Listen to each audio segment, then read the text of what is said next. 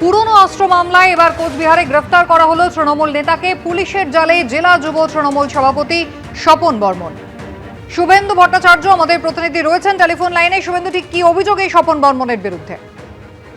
দেখো, যেটা জানা যাচ্ছে, স্বপন বর্মনের কে গতকাল রাতে ঘোষকাডাঙ্গা পুলিশ গ্রেফতার করেছে এবং তার কাছ থেকে একটি আগ্নেয়াস্ত্র ও 1 রাউন্ড গুলি উদ্ধার করা হয়েছে। পুলিশ সূত্রে এটাই জানা যাচ্ছে যে তাকে অস্ত্র আইনে গ্রেফতার করা হয়েছে। তবে তার বিরুদ্ধে কিন্তু এর আগেও একাধিক অভিযোগ ছিল, শুভেন্দু অধিকারীর কনভয় হামলা এবং পাশাপাশি প্রাক্তন বিধায়ক মাথাভাঙা সুশীল বর্মনের তার উপর হামলার অভিযোগ ছিল এবং পুলিশ সব বিষয়টি খতিয়ে দেখছে। তার পুরনো কি মামলা রয়েছে খতিয়ে দেখা হচ্ছে। তবে যেটা পুলিশ সূত্রে জানানো হয়েছে যে তাকে মূলত অস্ত্র আইনে গতকাল রাতে বাড়ি থেকে গ্রেফতার করা হয়েছে। পুলিশের কাছে খবর ছিল, সেই মতো তার বাড়িতে সার্চ অপারেশন চালায় পুলিশ এবং একটি আগ্নেয়াস্ত্র 1 রাউন্ড গুলি সহ স্বপন বর্মন যুব তৃণমূলের জেলা সভাপতি, তাকে কিন্তু গতকাল পুলিশ গ্রেফতার করেছে এবং আজকে তাকে মাথাভাঙা আদালতে তোলা হবে এবং পুলিশ রিমান্ড চাওয়া হবে, এমনটাই কিন্তু সূত্র মারফত জানা যাচ্ছে। ধন্যবাদ।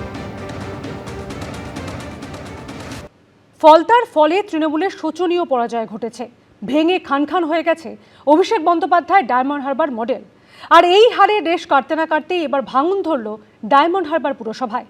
যে পুরসভার 16টি আসনের সবকটি ছিল তৃণমূলের, সেখানে 8 জন কাউন্সিলর সোমবার পদত্যাগ করলেন। এই কুখ্যাত তৃণমূল, যার মূল সহ উৎপাটিত হয়ে গেছে, ভোটটা হয়েছে তৃণমূল তারাও।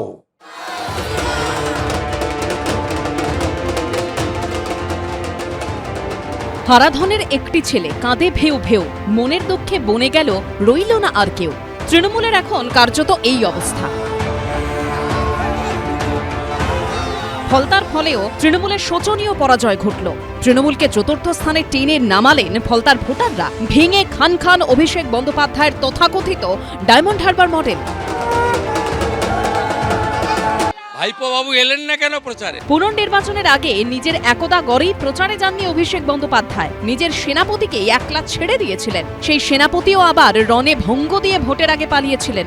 শেষ অবধি ফলতার পুনর্নির্বাচনের ফল বেরোতে দেখা গেল বিজেপি প্রার্থী দেবাংশু পাণ্ডা ভোট পেয়েছেন 1,49,666টি, যা 71% বেশি। দ্বিতীয় স্থানে উঠে আসার সিপিএম প্রার্থী শম্ভুনাথ কুর্মী পেলেন 40,645টি ভোট, অর্থাৎ 19% সামান্য বেশি। ফলতার কংগ্রেস প্রার্থী আব্দুল রাজ্জাক মোল্লা 10,084টি ভোট পেয়েছেন, যা প্রায় 5%। আর একেবারে 4র্থ স্থানে নেমে গিয়ে তৃণমূল প্রার্থী পেলেন মাত্র 7,783টি ভোট, শতাংশের বিচারে যা 4-এর কাছাকাছি।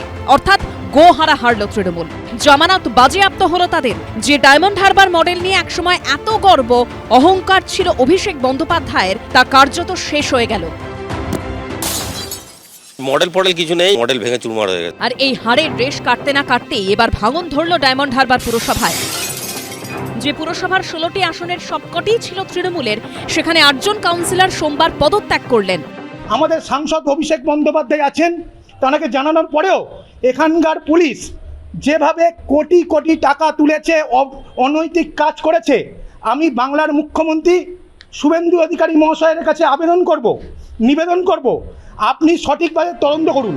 2021 সালের বিধানসভা নির্বাচনে ফলতা থেকে 40,000-এরও বেশি ভোটে জয়ী হয়েছিল তৃণমূল। 2024 সালের লোকসভা ভোটের বিধানসভা ভিত্তিক ফল অনুযায়ী ডায়মন্ড হারবার লোকসভা কেন্দ্রের অন্তর্গত ফলতায় 1,68,000-এরও বেশি ভোটে এগিয়েছিলেন অভিষেক। কিন্তু মাত্র 2 বছরের ব্যবধানে সেখানেই লক্ষাধিক ভোটে হারতে হলো তৃণমূলকে।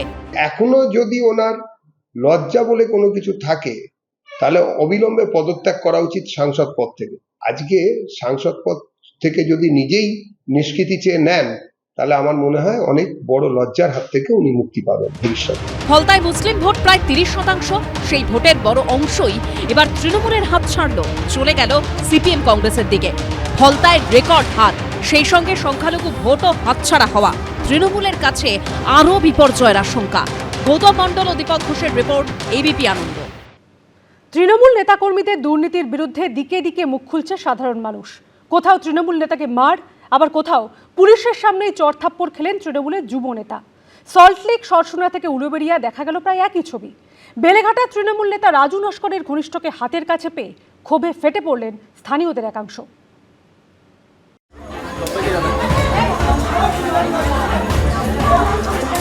দিকে দিকে জনরোষের মুখে তৃণমূল। কোথাও তৃণমূল নেতাকে মার, চড়থাপ্পড়। সল্টলেক শর্টসোনা থেকে হাওড়ার উলুবেড়িয়া দেখা গেল প্রায় একই ছবি। বেলেঘাটায় তৃণমূল নেতা ও প্রমোটার রাজু নস্করের ঘনিষ্ঠকে হাতের কাছে পেয়ে ক্ষোভে ফেটে পড়লেন স্থানীয় বাসিন্দারা।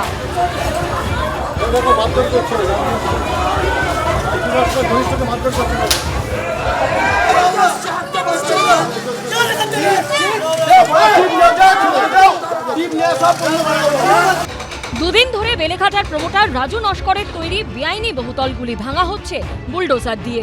আর যারা লক্ষ লক্ষ টাকা দিয়ে তৃণমূল নেতার বানানো ফ্ল্যাট কিনেছেন, মাথার উপরে ছাদ হারিয়ে তাদের এখন দিশাহারা অবস্থা। লক্ষ লক্ষ টাকা দিয়ে ফ্ল্যাট কিনেও মেলেনি আইনি নথি, হয়নি রেজিস্ট্রি ও মিউটেশন। হাতের কাছে প্রমোটার ঘনিষ্ঠকে পেয়ে তাই এভাবেই বেরিয়ে এলো ও রাজু নস্করের অফিসের সামনে এই মুহূর্তে প্রচুর মানুষ যারা বিক্ষোভ দেখাচ্ছেন। আমরা যারা স্থানীয়দের সঙ্গে কথা বলছিলাম তারা অনেকেই বলছেন যে গতকাল তারা কিনা কলকাতা পুরসভার তরফ থেকে তারা যে বিল্ডিংয়ে থাকেন সেই বিল্ডিংয়ে নোটিশ পেয়েছেন এবং নোটিশ পাওয়ার পর সেই সমস্ত নোটিশ দেখে তারা কিছুটা হতাশ।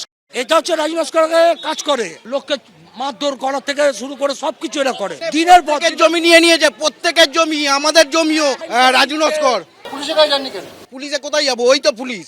বেলেঘাটায় যখন এই ছবি, তখন সল্টলেকের সিএ মার্কেটে রাস্তার উপর বেধড়ক মার খেলেন তৃণমূল কাউন্সিলর ঘনিষ্ঠ নেতা।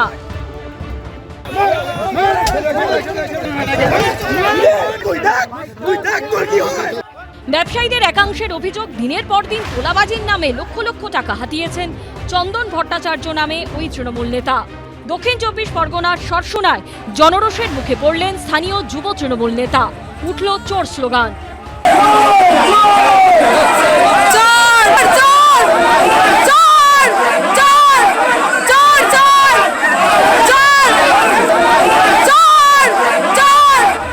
তোলাবাজি থেকে জমি জবরদখলের মতো অভিযোগে গ্রেপ্তার করা হয় যুব তৃণমূল নেতাকে। আসলে ওকে ওই যে ওখানকার আশেপাশের লোককে ডিস্টার্ব করতো, জমি দখল থেকে আরম্ভ করে তোলাবাজি থেকে আরম্ভ করে, যদি সে অবশ্যই যদি অন্যায় করে থাকে তাহলে আইনি তার পদক্ষেপ নেবে। যুব তৃণমূল নেতাকে গ্রেপ্তার করে নিয়ে যাওয়ার সময় তৈরি হয় তুলকালাম পরিস্থিতি। তাকে লক্ষ্য করে কিলচড় মারতে দেখা যায় উত্তেজিত জনতাকে। এদিকে হাওড়ার উলুবেড়িয়া পুরসভার 11 নম্বর ওয়ার্ডের তৃণমূল কাউন্সিলর অশিরঞ্জন অধিকারীর বিরুদ্ধে উঠল দুর্নীতির অভিযোগ। সাধারণ মানুষ, গরিব মানুষ, যাদের জন্য যেসব জিনিসপত্রগুলো আসে তারা ঠিকঠাক মতো তাদের কাছে পৌঁছায় না। যাদের প্রয়োজন তারা পায়নি। আমফানের সময় তারা তিরপল পায়নি, পার্টির লোক তিরপল পেয়েছে। কোথাও কোথাও রোষের আঁচ পেয়ে তোলাবাজির টাকা ফেরাতে শুরু করেছেন তৃণমূল নেতারা। বীরভূমের নানুর, পারুইয়ের পর এবার দক্ষিণ 24 পরগনার গোসাবা। সবার ক্ষেত্রেই অভিযোগ 2021-এর বিধানসভা ভোটের পর ধমকে চমকে টাকা আদায়ের। এবার পালা বদলের পর টাকা ফেরানোর পালা। দাদা যে টাকাটা জিতবে আমার হাতে, সেটা দাদাকে কত টাকা? 80,000 টাকা। হুগলির গোঘাটে আবার কাটমানি ফেরত চেয়ে দুই তৃণমূল নেতার বাড়িতে পড়ল পোস্টার। অন্যদিকে বেআইনি নির্মাণের অভিযোগে রবিবার তৃণমূল বিধায়ক জাভেদ খানের ছেলে ফৈয়াজ আহমেদ খানের দুটি ঠিকানায় চলে বুলডোজার। কসবার বিধায়ক জাভেদ খানের অফিসেও নোটিশ পাঠিয়েছে কলকাতা পুরসভা। অনির্বাণ বিশ্বাস, আবিদ দত্ত ও সুনীত হালদারের রিপোর্ট, এবিপি আনন্দ। এবিপি আনন্দ, এগিয়ে থাকে, এগিয়ে রাখে।